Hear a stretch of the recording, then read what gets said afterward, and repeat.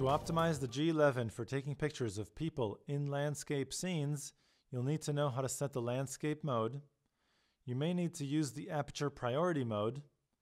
You might want to use the flash, and if so, you may need to set the flash exposure compensation.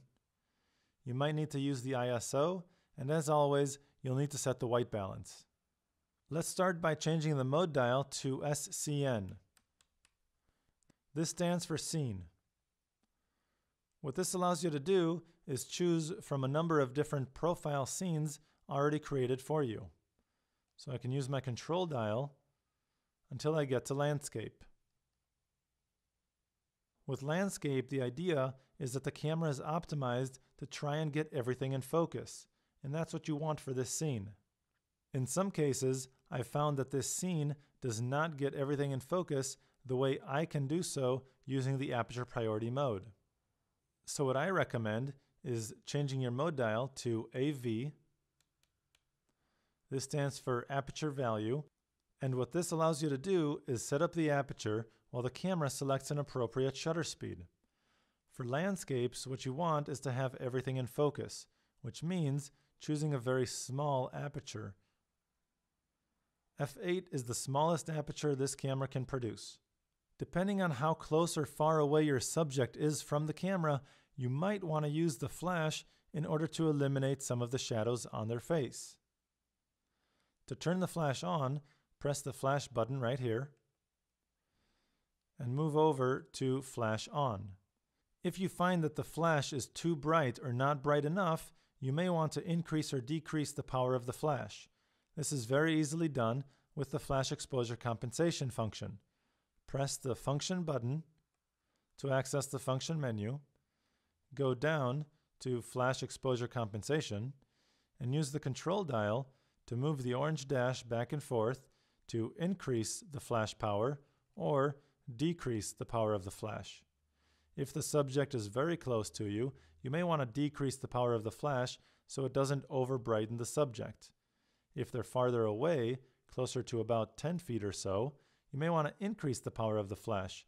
This way, it'll do a better job eliminating those shadows in the subject. Normally, I start at 0 just to see where the flash is at. Press the function button to escape the function menu. Because I'm assuming we're outdoors and it's a nice day, the ISO should really be set to 80. Your ISO dial is located right here underneath the mode dial, and make sure it's aligned with 80. 80 ISO will result in the best, smoothest color in your picture. Finally, you want to make sure the white balance is properly set. Press the function button to access the function menu, go up to white balance, and use your control dial to move the highlighted field over to daylight, or to warm up the tones a little bit, use cloudy.